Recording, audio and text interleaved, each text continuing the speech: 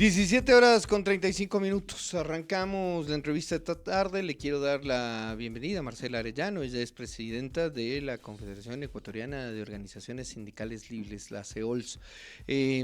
Marcela, buenas tardes.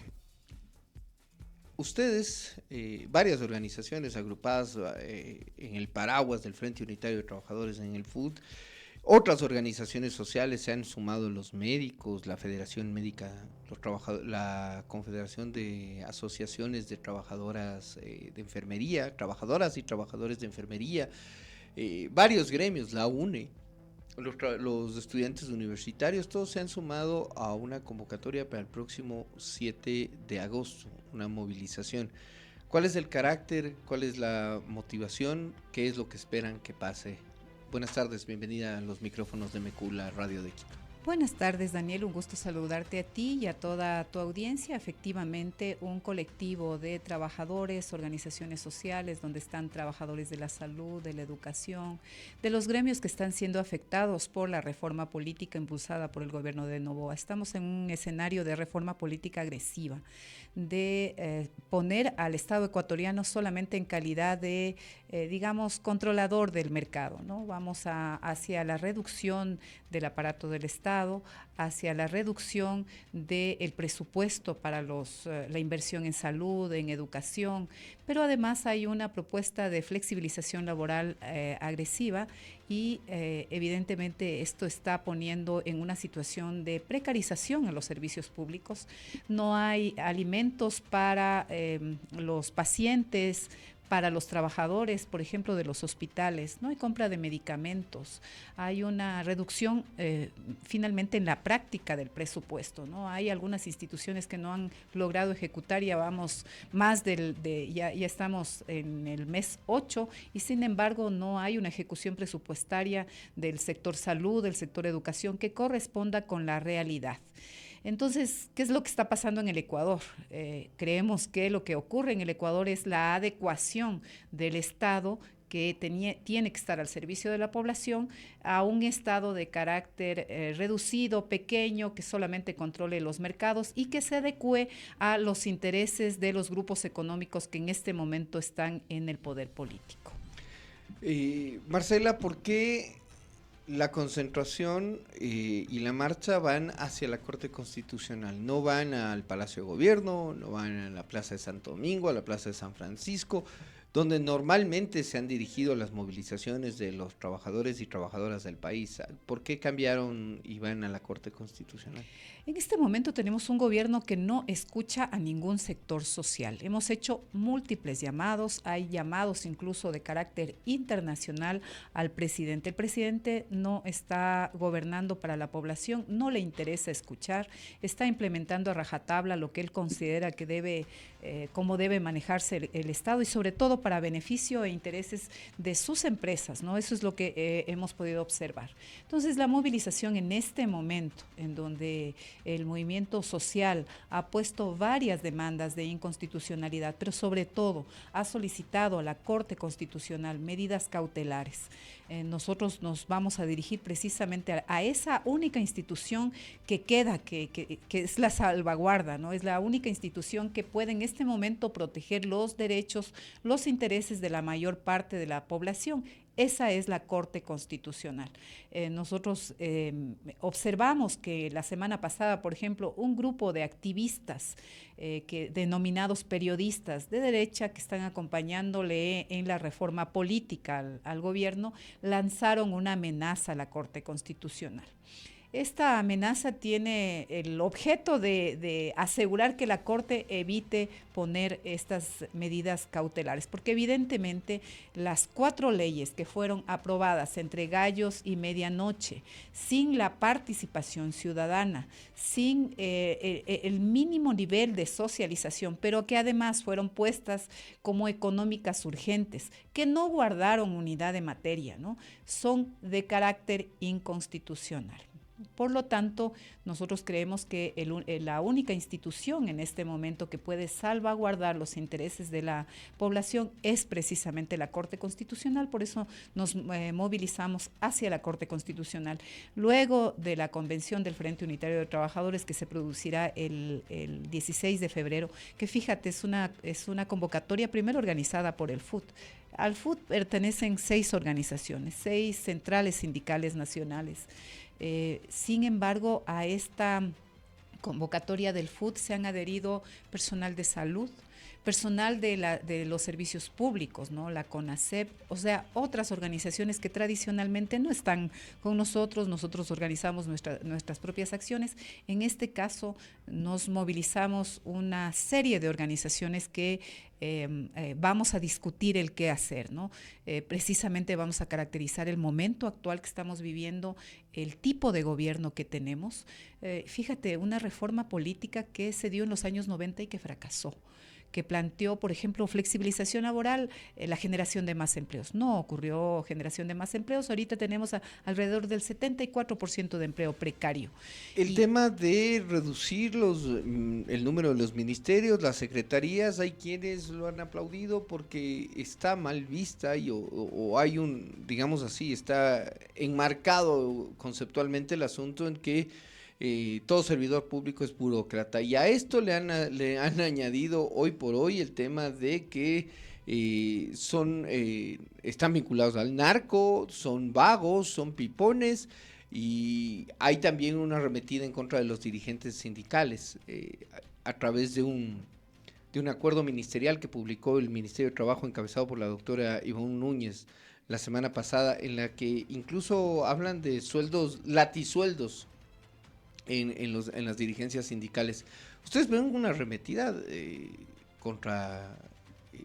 ideológicamente contra las posibles organizaciones sociales que pueden parársele o hacerle frente al gobierno?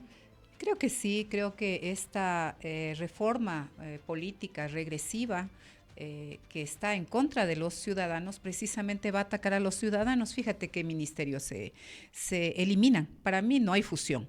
O sea, si un ministerio se fusiona, por ejemplo, el Ministerio de la Mujer y de Derechos Humanos, ¿no? Recuerden, Ministerio de la Mujer y de Derechos Humanos, que tiene la obligación de garantizar esto no solo políticas. Es para mujeres, como lo dicen algunos analistas. No, es para garantizar políticas de cuidado ciudadano, de protección de los derechos humanos. ¿Quién implementaba, por ejemplo, un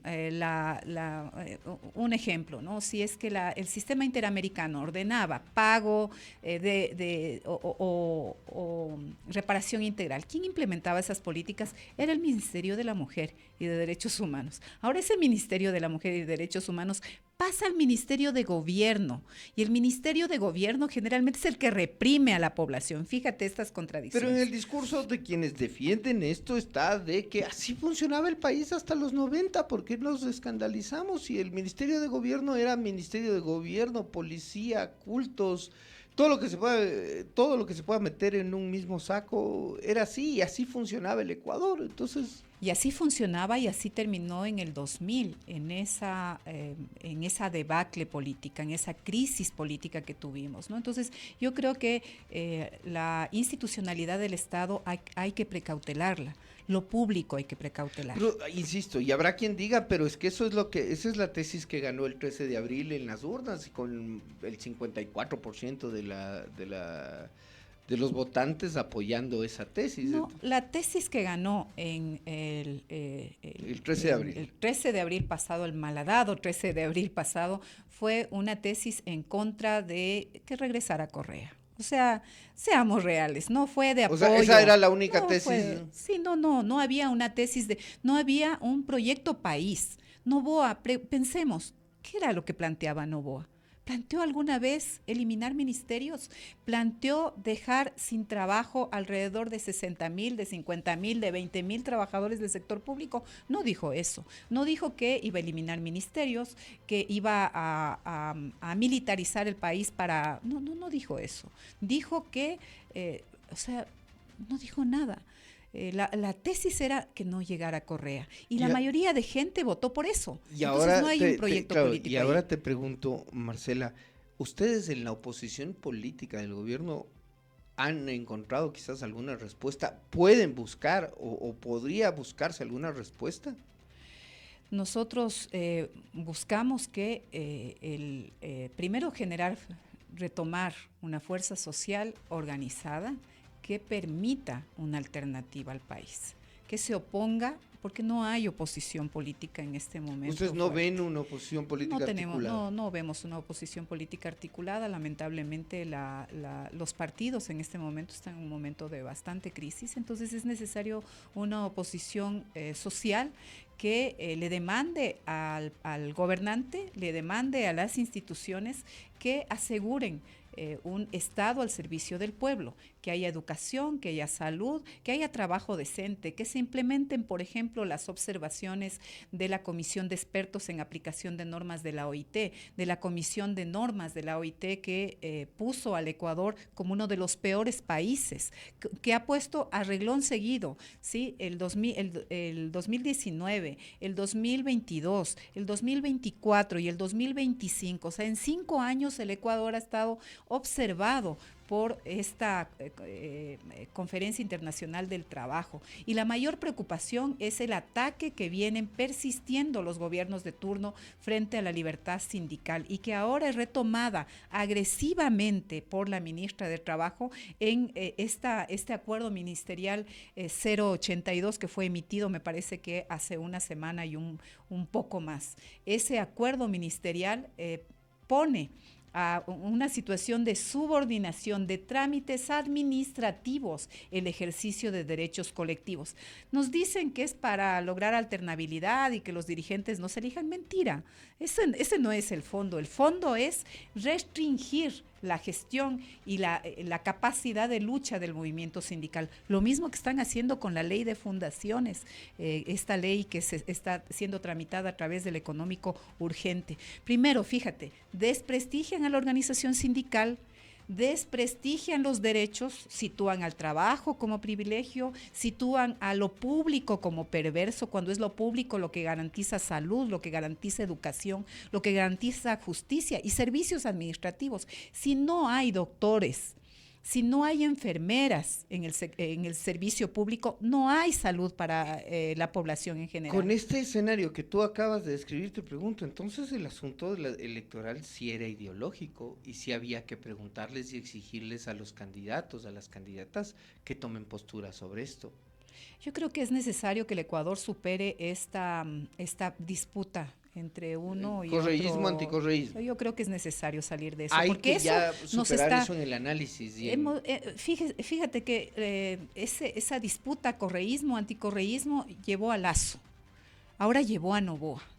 Lasso no pudo ejecutar toda la política neoliberal e implementar todas las leyes. Y por eso la misma derecha, recordemos que quien le exigía la salida a Lasso era precisamente la derecha. Y se dio la muerte cruzada, llegó Noboa, un sujeto que nadie conocía, porque en la asamblea nunca se destacó, ¿sí? Porque el sujeto no sabe nada del Ecuador, porque es un extranjero, es un estadounidense que ahora está gobernando el Ecuador y que gobierna para los intereses propios de las empresas a las que pertenecen. Pero ¿hasta qué punto el actual presidente terminó seduciéndoles incluso a organizaciones clasistas, de sindicatos? Yo le escuchaba la semana anterior a Santiago Carrasco de la Federación Médica diciendo: nos arrepentimos de todo el trabajo electoral que hicimos para él. No, nosotros no caímos en eso, nosotros no tuvimos un candidato propio. Sin embargo, se decidió en el caso de mi central sindical, no es una central sindical, no es una organización de carácter político. No teníamos por qué política pronunciarnos. No partidista. Exactamente, no teníamos por qué pronunciarnos en momento electoral. Sabíamos que podía llegar esta situación, ¿no? Y por eso se aconsejó que no se vote por Noboa. Sí, porque Noboa representa, fíjate lo que ha representado en la historia. Noboa ha estado, el grupo Noboa, más bien el grupo Noboa ha estado articulado a todos los gobiernos de derecha. Pero si recién la próxima semana va a cumplir 3 meses en el poder. No, el grupo Noboa que se constituyó con Luis Noboa Naranjo. Tú te refieres al grupo económico, no al político. Sí, fíjate lo que ha ocurrido. El grupo Noboa ha estado articulado siempre a los gobiernos de turno. y siempre medrando de los gobiernos de turno. Si nos fijamos cuántas remisiones tributarias ha tenido, subsidiado con remisiones tributarias, alrededor de eso se constituye la fortuna de Noboa. Y luego Noboa padre intentó constituir a través de cualquier mecanismo de llegar directamente a controlar el poder del Estado. Perdió 5 veces. En la tercera generación lo consiguen. Discúlpame, esto no hay que verlo individualmente, ¿no? Hay que verlo a quién representa, y representa a los grupos económicos tradicionales más nefastos que se han beneficiado del Estado, que tienen trabajo barato, que han reprimido a los trabajadores, que los trabajadores, por ejemplo, en la Hacienda Clementina en el 2002, no lo decimos nosotros, la Central Sindical, lo dice Human Rights, lo dice la historia, ¿sí? Hubo represión, o sea, entre policías y grupos armados, sí, sacaron a los trabajadores, incluso hubo heridos, hay compañeros que quedaron sin sus miembros. Entonces, digamos, hay una historia detrás de eso. Entonces, no nos engañan que aquí hay una disputa entre el correísmo y no correísmo y hay que descorreizar el Estado. Cuando le tenemos a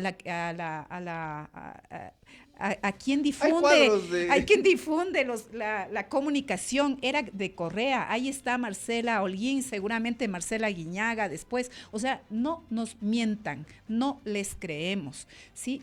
Con una campaña de comunicación sí intentan posicionar que hay una lucha entre correísmo, que hay algunos periodistas ahí medios trasnochados que dicen hay una lucha entre correísmo y mentira, aquí hay la necesidad de implementar un proyecto político fracasado en el mundo, que fracasó en el Ecuador en los años 90, que terminó en el feriado bancario y que no logró sacar a nadie de la pobreza ni generó empleo. Marcela, regresemos a lo que deberá pasar este 7 de agosto. ¿Ustedes consideran que es una medición de fuerzas si es que logran poner una masiva marcha en las calles? Además, ¿esto solo es Quito o tienen réplicas en otras capitales? Fíjate lo que ha ido ocurriendo. Primero que era un plantón. La gente se ha ido organizando, nos ha ido llamando, incluso en un plantón pírrico que organizamos en el Ministerio de Finanzas, la gente llegaba a acompañarnos, era una cosa puntual de un sindicato con un grupo pequeño en el Ministerio de Finanzas que tomamos la decisión por el ataque que iniciaron estos periodistas. Fuimos a la Corte Constitucional porque dijimos aquí algo está pasando, entonces hay que ir a apoyar a la Corte Constitucional, y llegaron y comenzaron a llegar gente, ¿no? Y este plantón que era en inicio ha ido creciendo y ahora va a ser una movilización que va a terminar en la Corte Constitucional.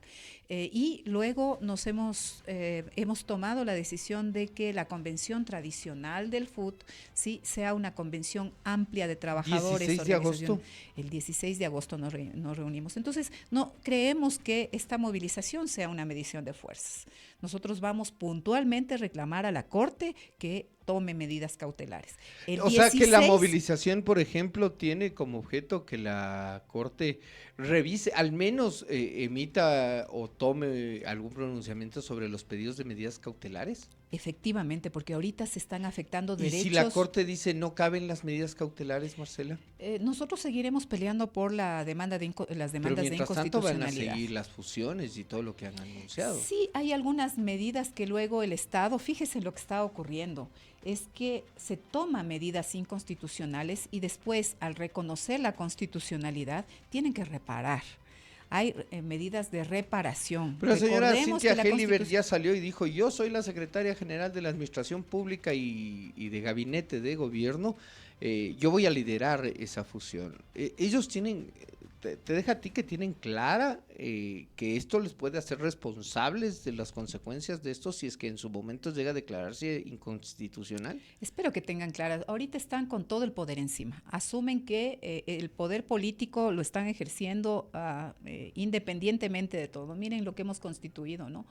Un Estado de carácter autoritario, dictatorial, que no responde a las necesidades de la población. Eso es lo que tenemos ahora. Por eso nos movilizamos y precisamente el único órgano que es medianamente independiente le estamos exigiendo que tome inmediatamente medidas que detengan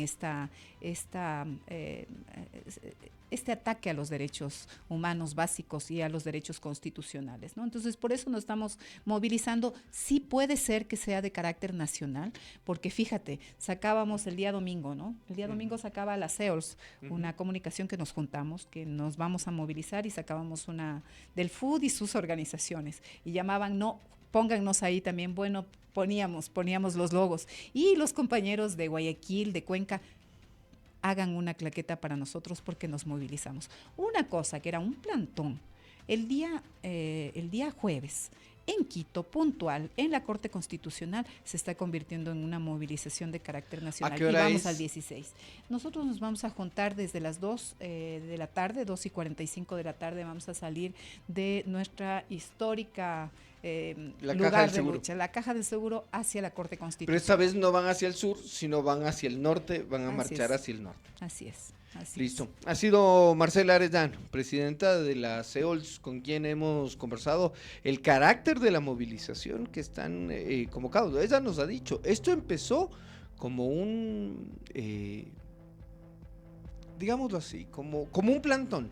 Y hoy por hoy podría ser una gran movilización que le llame la atención al gobierno sobre las decisiones que está tomando. Vamos a revisar información de la ciudad para cerrar este noticiero. La ciudad tiene mucho que contar. Y arrancamos contándole que durante un evento cívico este 4 de agosto, la secretaria de Seguridad, Carolina Andrade, destacó los logros del operativo interinstitucional realizado el pasado viernes, en el cual se clausuraron 3 establecimientos que ponían en riesgo la seguridad ciudadana. Nos amplía la información Luis Mora.